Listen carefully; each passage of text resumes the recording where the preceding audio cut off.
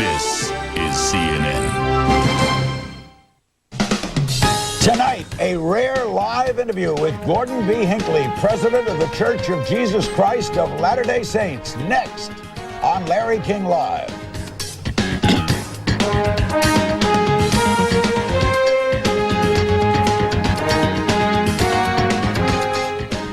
He's one of the distinguished religious leaders in the world. It's an honor to have him as our guest tonight for the full hour. Later we'll be including your phone calls. He's Gordon Hinckley. Gordon B. Hinckley is president of the Church of Jesus Christ of Latter-day Saints, commonly known as the Mormons. He is 88 and a half years old. Correct. Do you think like maybe retiring? Oh, no, there's no chance. Got to keep going right to the end. You're going to go till the calling comes. Right. What does the president entail? I've heard it you called a prophet. Are you when you speak, do you speak for the church? I speak for the church, yes, I think so. Yes. And this is a position that you're appointed. How do you get this? How do you get to be president? You're appointed a member of the Council of 12 and you outlive everybody else. Senior member of the 12 becomes the president of the church. The council takes turns. Right. We'll cover some little bit about the faith and then lots of issues. Why are you a Mormon? Oh, I believe in it. I believe very strongly in it. Were you born into it? I come from a Mormon background. I'm the third generation in the church, only the third, from pioneer days. My grandfather came across the plains in a wagon with oxen, and my father was active in the church. I'm here, a part of it. As a young man, I went on a mission and came back, and I've moved up through the various steps. All your life has been in the church? Yes, because when I came home from my mission, I'd received my bachelor's degree before I went on a mission. That's unusual now, but it was not uncommon then. And when I came back, the heads of the church asked me to come and work there, and I pioneered in the public relations work of the church. And you're the one taking this church even wider worldwide. I hope in the so. past, right? What's your goal? My goal is to move it as fast and as solidly across the world as we can. How many countries are you in? 161. Time magazine reported that you have the church has over 10 million members worldwide, right? Yes, sir. Half in America. Yes, approximately. And it's growing outside as well as inside. Absolutely, yes. How about the wealth? Why is your church so wealthy? I mean, at 5.9 billion. Well, I don't know about that figure, but we get along. We have enough to take care of what we need to do. The financial law of the church is the law of tithing. It goes back to the Old Testament. They give all the church members 10% is expected of our people, and they pay it faithfully. And the money is used how? When people hear that much money and they associate it with religion, they often think of, why does a religion, any faith, have to raise funds? We have to build many buildings. As this church grows, we have to accommodate our people. We'll finish or dedicate 600 new buildings this year. That's a tremendous undertaking. We maintain Brigham Young University, the largest private church-sponsored university in America. That's your school, right? I mean, you own that school. Yes, sir. Yes, sir. And we have many other projects, a great family history resource used by people all over the world. You check the genealogy, right? Yes, sir. Yes, sir. In Israel, they work with you. If you'd like to know about Larry King Live, we'll probably have a record on you. I know you have a record on my wife, because I married a Mormon, it should be stated. Well, we have them on not only those in the church, but out of the church as well. The things current, let's discuss first the president. Right. Many religious leaders are now speaking out. In fact, a major church this morning said he should resign. What, President Hinckley, are your thoughts on President Clinton? Well, I feel very sorry for him in the first place. Here's a man of great talent and capacity who's evidently just hurt himself so seriously that it must be a terrible thing for him. Personally, I forgive him. The Lord has said, I, the Lord, will forgive whom I will forgive. But of you, it's required to forgive all men. And in that sense, I forgive him of any offenses committed against me. But he still has accountability.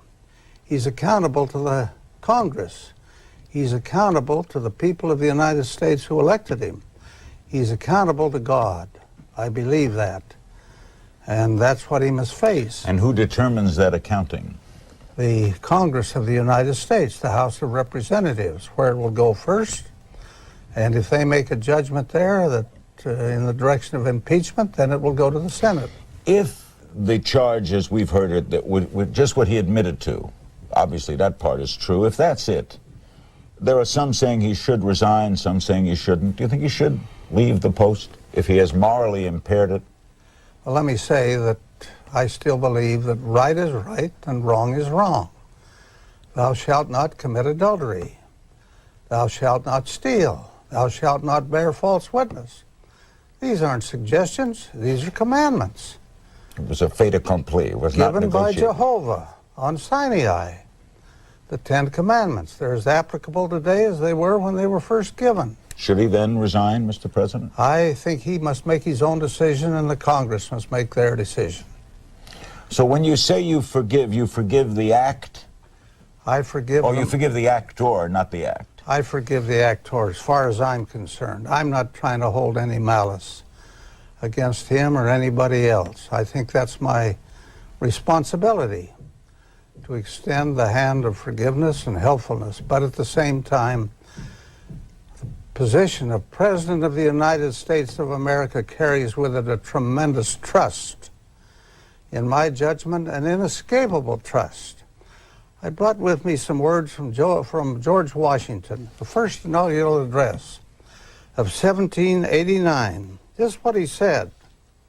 He hoped that the foundations of our national policy will be laid in the pure and immutable principles of private morality, and the preeminence of free government be exemplified by all the attributes which can win the affections of its citizens and command the respect of the world.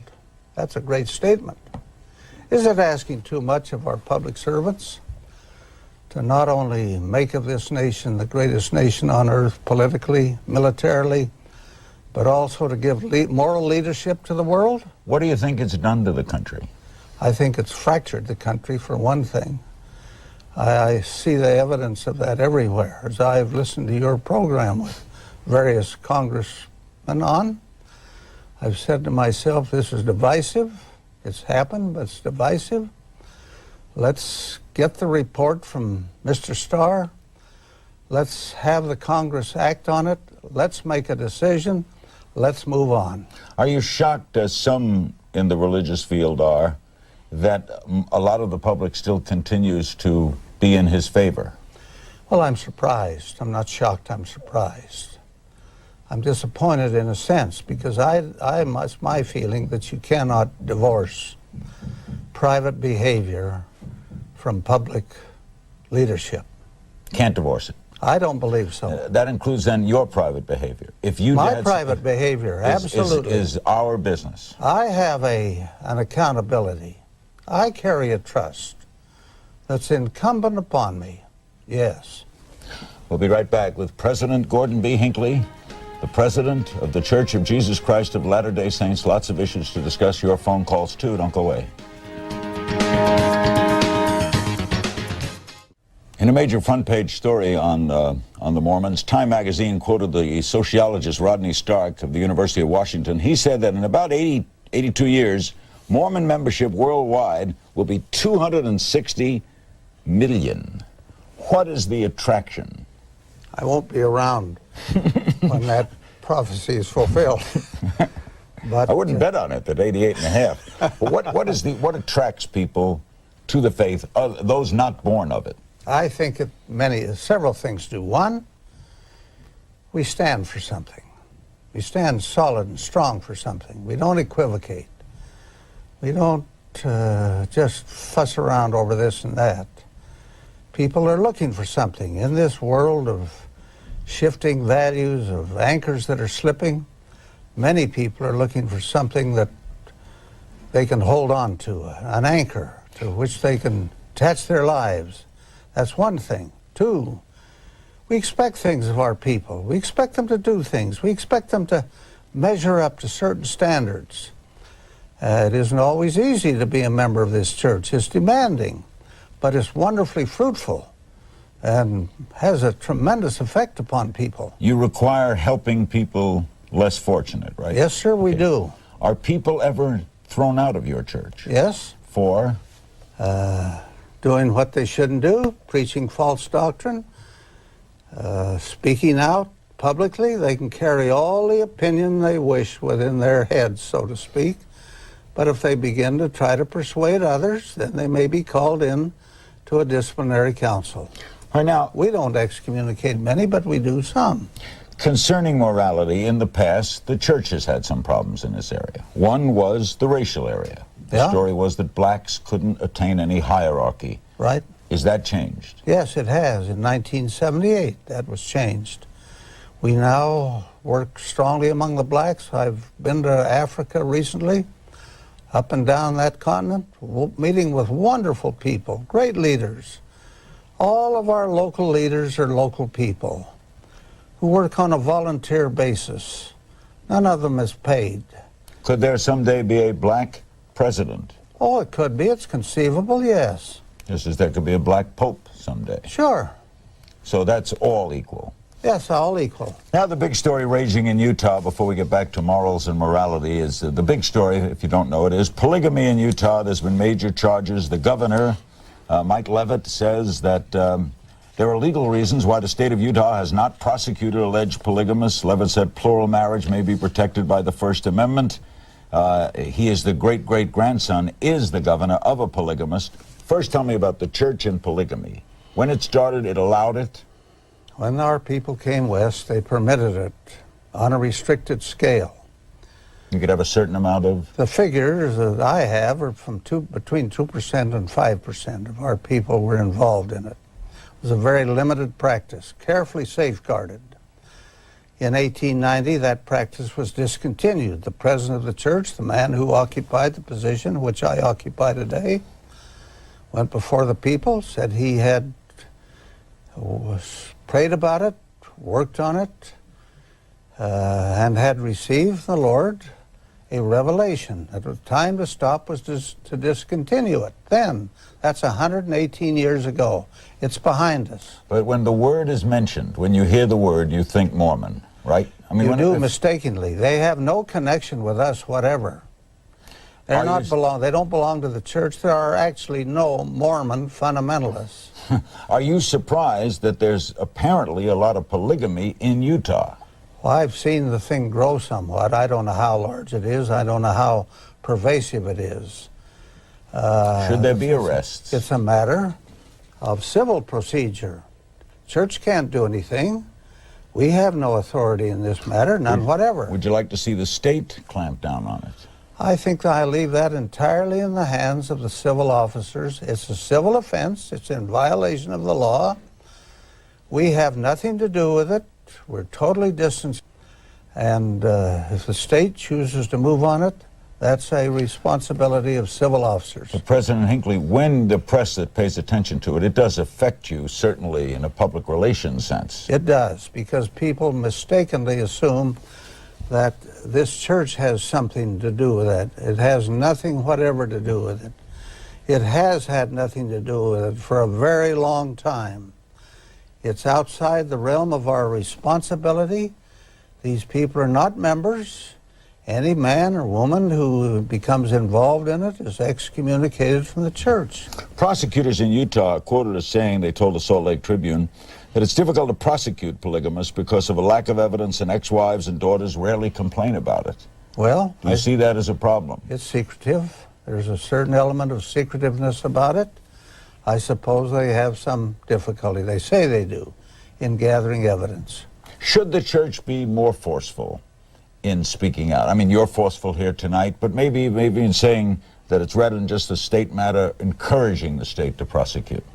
I don't know. We'll consider it. I'm giving you an idea. Yeah, Would you look yeah. better if you were... I don't know that we would or not. As far as I'm concerned, I have nothing to do with it.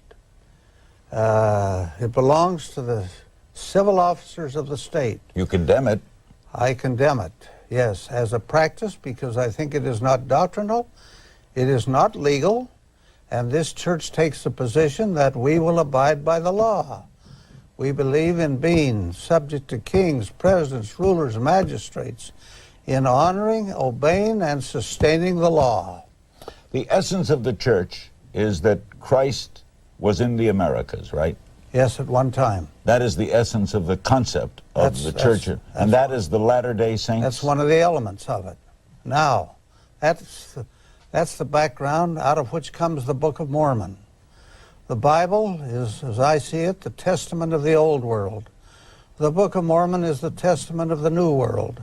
And they go hand in testimony of the Lord Jesus Christ. We'll talk with President Hinckley about the Mormon Church speaking out on great world issues right after this. We're back. This is a historic night. We have the president of the Mormon Church as our special guest, and Mark McGuire has bested the all-time home run record, hitting number 62 tonight in St. Louis. We're with the distinguished Gordon B. Hinckley, president of the Church of Jesus Christ of Latter-day Saints. I guess you congratulate Mr. McGuire, too. I do, most heartily. Seen a lot of baseball history in your life. Celebration. You were around when Tremendous. Ruth was playing. I was around when Ruth was playing. Did you ever see Ruth? No, I never did. But you knew We her. didn't have television then. But we read about it in the paper. We had a scoreboard on Main Street. Where? Main Street in And Salt Lake? South Temple, yes. they Baseball put up the scoreboard, scores. yeah. Oh, well, the ball was moved around on the board, and people would stand out there by the hundreds and watch it. And everyone knew the babe. Oh, absolutely. We've discussed Mike Leavitt, the governor of Utah, and that his difficulty in trying some of these cases. The LA Times, New York Times reported widespread reports of girls as young as 10 into arranged marriages and a difficult time dealing with it. Tell us your thoughts about this governor. Well, the governor is a native of Utah, young man, part of the economy and the insurance business, other things. Grew up there. I know his father and mother well. I know him well. I regard him as a good man, doing a good job. Is this a tough spot for him? It's a tough spot for him. He's dependent on the county attorneys, the prosecuting attorneys. They have to make the decision on this matter. Why would they be hesitant, do you think? No, I don't know. I haven't gone into it. I don't know why. But they are. There are many factors, I think. Gathering of evidence is difficult.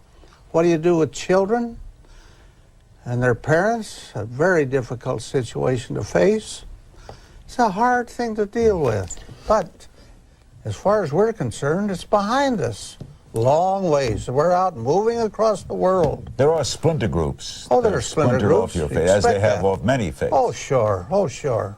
We have some splinter groups. Why does the church, or maybe I'm in error, not speak, like I've gone to services, and there's no priest or rabbi or minister, but I have not heard a Sunday service that would discuss world poverty, or President Clinton, or what they think of Bosnia. Why? We don't think much about it, but we act.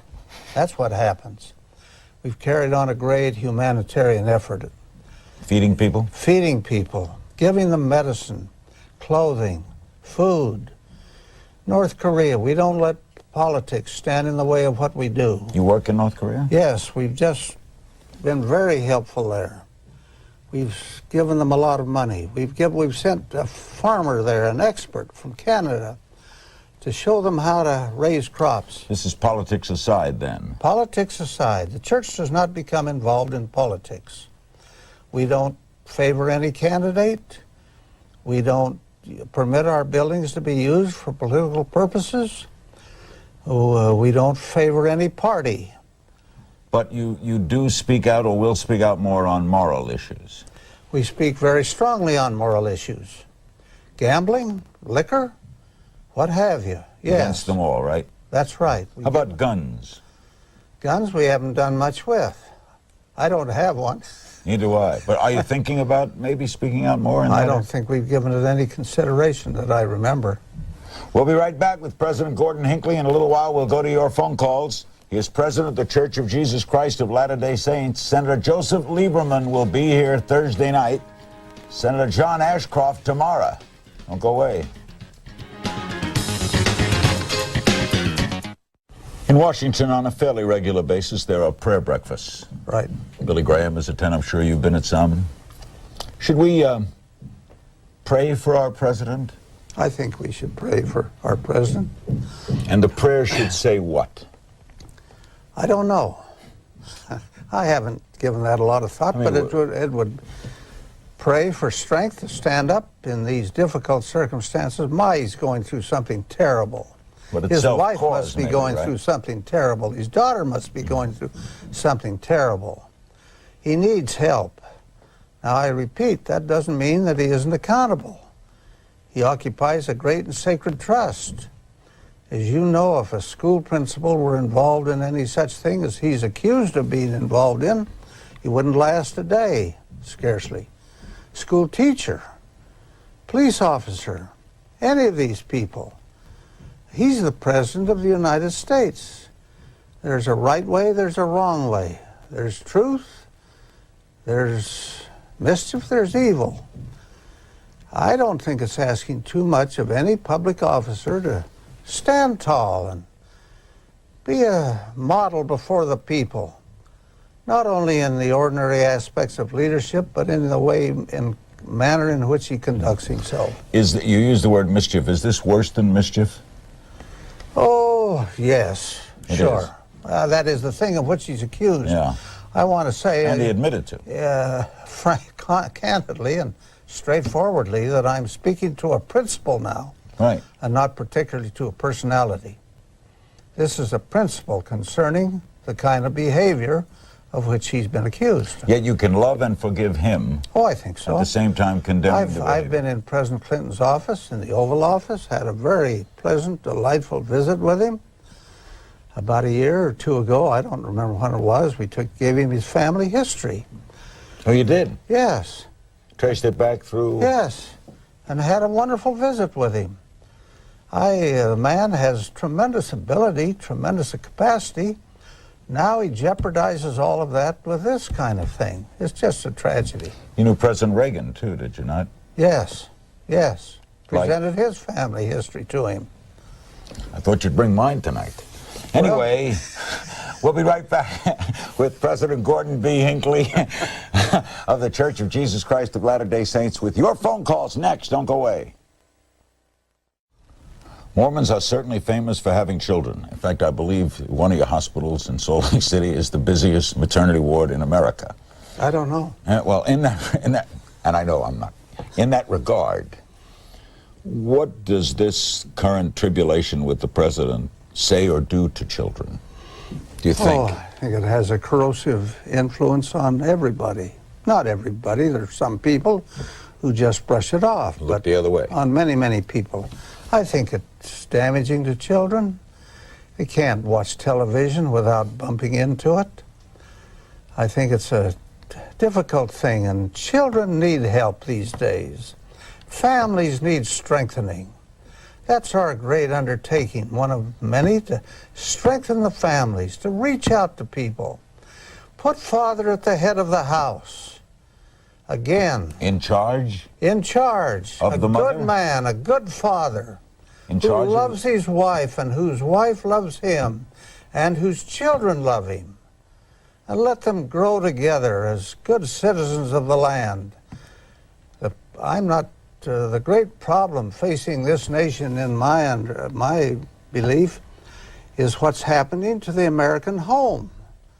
It's falling apart. Families are falling apart all over the world. When you say father in charge, you mean he's the boss of the movement? Oh, I don't mean that, boss. Look, I've been a father. You've been a father. Yep. Do you run around bossing people? Nope. No, of course not.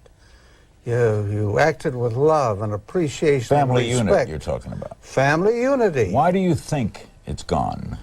Travel, Well, jet because age, movement, television? People have abdicated their responsibility. Fathers have. I read in the Reader's Digest some years ago an article by a judge in New York who said that his experience indicated that the problem with the families falling apart was that there was no father in that family. Now here we have children born to husbandless wives, hundreds of thousands of them. 23% of the births in the United States into fatherless homes. With that kind of phenomenon going on, what do you expect?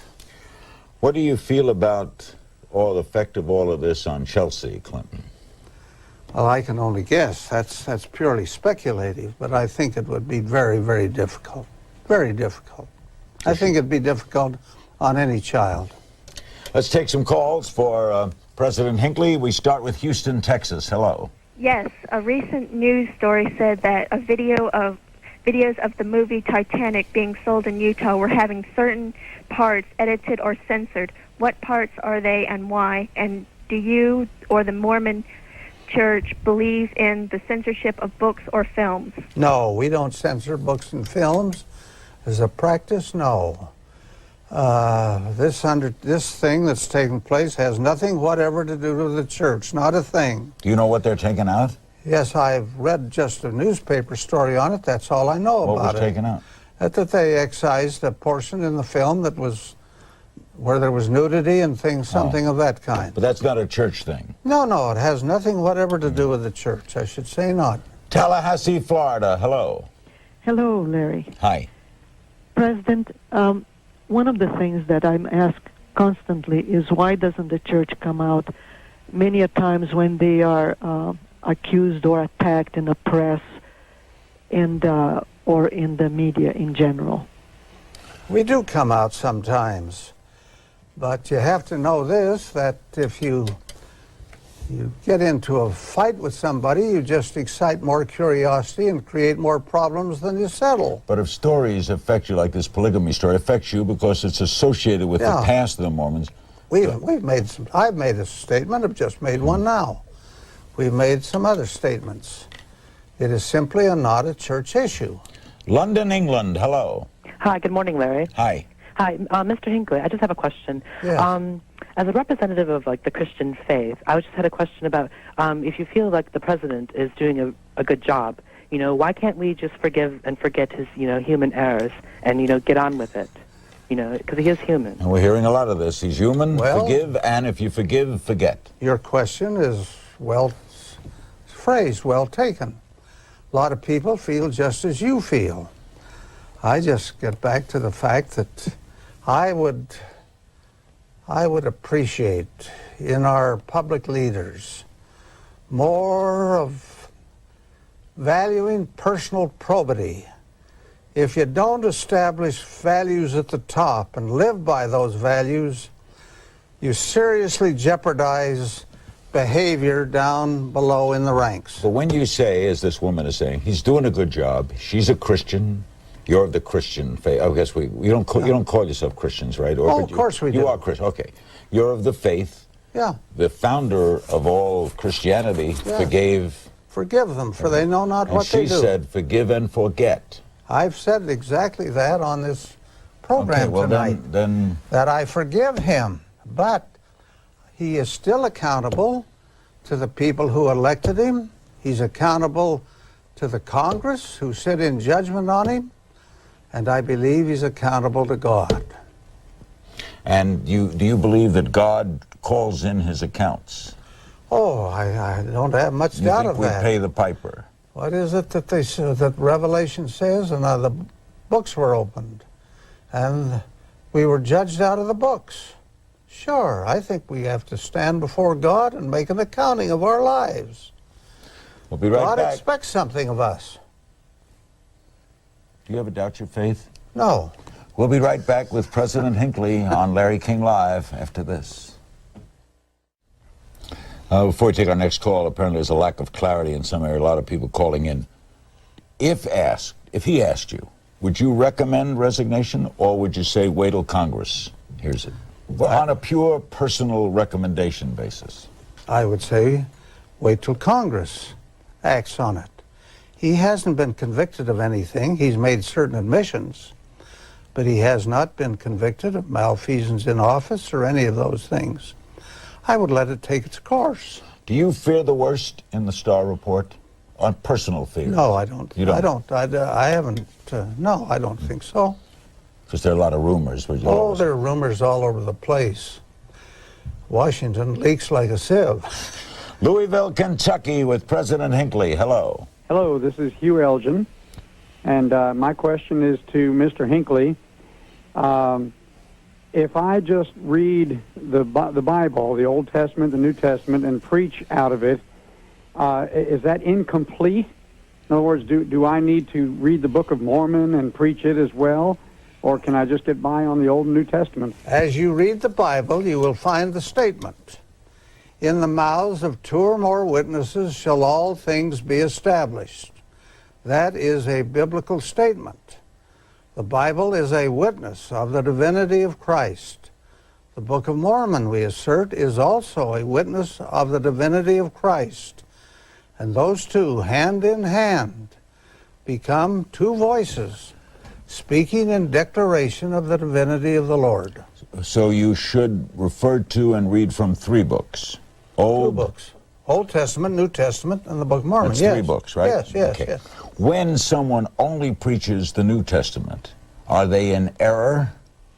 Oh, I don't know they're in error. They're going as far as they feel disposed to go. And the Old Testament as far as they feel disposed to? Yes. And you're saying to them, bring your faith with you, right? Sure. You're not saying leave your Catholicism. I say this to other people.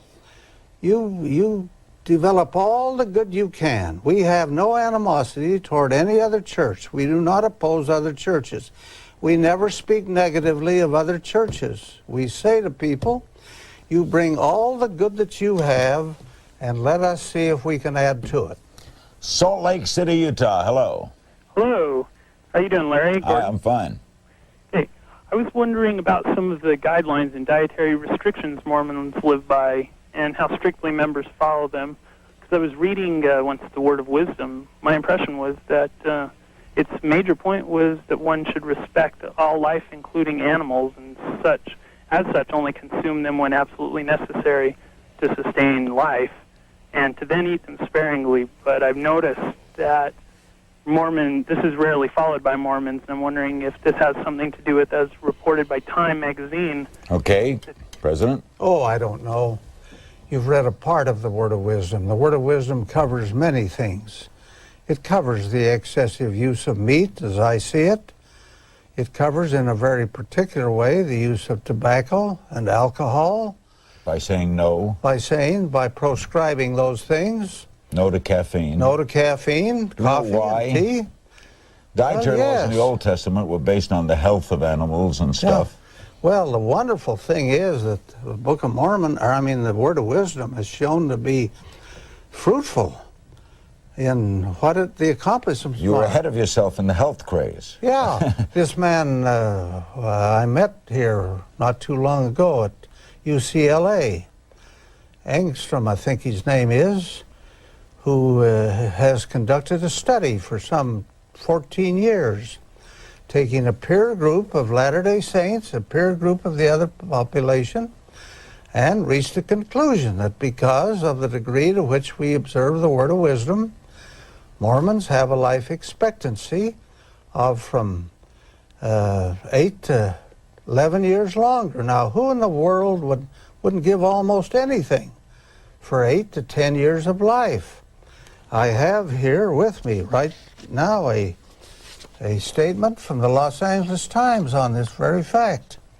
The study conducted by UCLA tracked the morality rates and health practices of nearly 10,000 California high priests and their wives for 14 years. As a follow-up to research Enstrom published in 1989, the study confirms that the healthiest active Mormons have a life expectancy that is 8 to 11 years longer than that of the general white population in the U.S., close quote. Based on those figures, my wife will outlive me by 67 years. I wouldn't be surprised. Neither would I. We'll be right back. Don't go away. We're back with President Gordon B. Hinckley of the Church of Jesus Christ of Latter-day Saints, and we go to St. George, Utah. Hello. Hi. This is a question for President Hinckley. Excuse me. Sure. Number one, I'd like to say it's good to see you in good health. And two, I have a question. What would your counsel be for us of the church regarding this President Clinton issue? Counsel to whom, sir? To President Hinckley. I know, but counsel the people in the church, you mean? Yes, yes. Okay, what should you say to your parishioners? Let the established procedures run their course. Wait for the Starr report. Wait for Congress to act. We don't condemn until there has been some He's admitted to. thing that he has admitted that we're disappointed in, seriously so. But let's let the regular processes of the law run their course. Then we can take a position. Many churches have where atonement. Yes. The Catholics, you can gather and ask for forgiveness. Yes, we do. Can an adulterer stay in the church by admitting it? Oh, yes, there are various penalties, but yes, we're not a harsh people in that sense. We're a very kindly, forgiving people. We really are. Our responsibility is to save people. Ours is a gospel of salvation. Ours is a gospel to lift people, to lift the world, to help people. What do those huge temples mean, though? Those huge temples? Everyone knows them. Those huge temples are monuments, if you please, to our belief in the immortality of the human soul. You will Everything go on that after death. Yes, of course, I believe that. And those buildings are a symbol of that? Yes, and they become an expression of that, yes. Baptism for the dead, for those who are beyond the veil. The Lord said, except a man be born of water and of the Spirit, he cannot enter into the kingdom of heaven. He didn't exempt anyone. Lots of wonderful people have lived and died without that opportunity. Paul said, what shall they do who are baptized for the dead? If the dead rise not at all, why are they then baptized for the dead? It is a scriptural doctrine. How's the Tabernacle Choir doing? The Tabernacle Choir is doing just wonderfully. One of the great singing groups of all Oh, they're time. marvelous. Atheists love them. National treasure. We go to Redford, I think, Redford, Idaho. Hello. Hi. I was just wondering if I could ask a question Sure. on whether or not they discriminate against, like, non-LDS people, like, for Rick's College or, like, for BYU? No. You want to go to BYU? Do you have to be a Mormon? No. No, you don't. Do you have many non-Mormons? Quite a few, yes. Yes. We have non-Mormons there. We have non-Mormons at Rick's. We have Rick's is another Rick's school. is another school that we have. Yes, there's no discrimination in that. Are you happy with the way the sports program at Brigham Young has developed? Yes, It has I hope we become have a better football season this year. But you've had some very good basketball teams. We've and had some very good football. basketball teams in the past, not so much recently. We've had good football teams, and I hope we have a good team this year. Do you have a Salt Lake City of Europe? By that I mean a center city in Europe, a center city in we South have America. what we call area offices across the world. We have them in Tokyo, in Hong Kong, in Manila, in Sydney. What place aren't you in that you want to go in? No place that I know of today. You're in Moscow. We go in the front door. We go in legally. You're in China. We go in with the public officials knowing what we're doing. We don't try any subterfuge. But you proselytize the faith, though, right? Yes, we do. You Yes. want people to come Yes. to you. Our job is to make bad men good and good men better. We'll be back with a pretty good man, the president of the Mormons, Gordon B. Hinckley, our remaining moments after this. We're back, Barry, Vermont, for President Hinckley. Hello. Yeah, since we're getting into the 21st century, President Hinckley, what is the chance that women may hold a priesthood in the Mormon Church? Well, they don't hold the priesthood at the present time. It would take another revelation to bring that about. I don't anticipate it. The women of the church are not complaining about it. They have their own organization, a very strong organization, 4 million plus members. I don't know of another women's organization in the world which does so much for women as does that this church has. They're happy. They sit on boards that are governance in the church. I don't hear any complaint about it. There are a few. Do you know why people. they can't be priests? Well, only that the Lord has not designated that they will be. And that's the same position as the Pope. Same principle, yes, Same principle. I think so, yes. So a revelation could come to you, or it could come to the Pope, If or it the did, next if president, it or the did, next Pope. That's what it would take. That's exactly what it would take.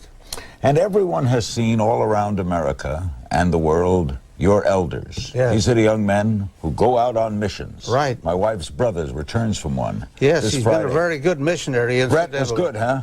I checked on him.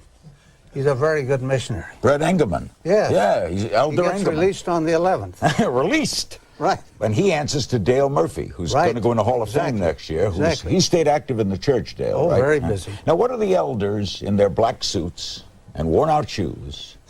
Sounds like a song. What do they do?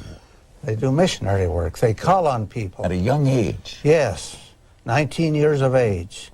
I've had 5 grandchildren on missions now at one time. And they've been scattered across the world.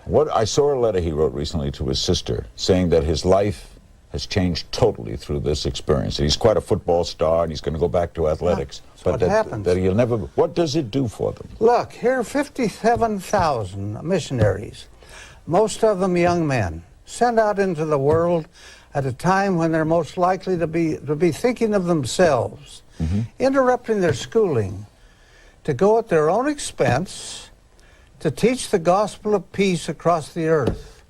What greater force for good in all the world could you have than an army like that?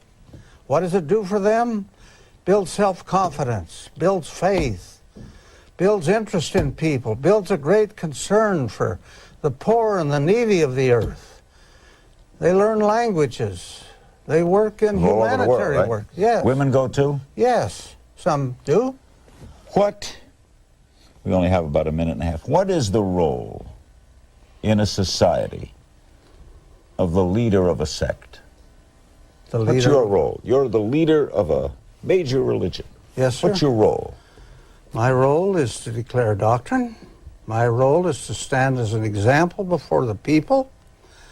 My role is to be a voice in defense of the truth. My role is to stand as a conservator of those values which are important in our civilization and our society. My role is to lead people. And if you ever stray or lose that role, the effect is monumental, right? It is monumental. It would be monumental, and it would deserve to be monumental. Is resisting temptation hard? No. Not hard? No. Self-discipline. What does the proverb say? It is easier, it is more difficult to control the spirit than to rule over a city. Self-discipline is not easy. It requires effort. It requires strength. It requires thought. It requires prayer sometimes, maybe. And people of responsibility should have more of it. Absolutely. Because they're examples before others. Sure.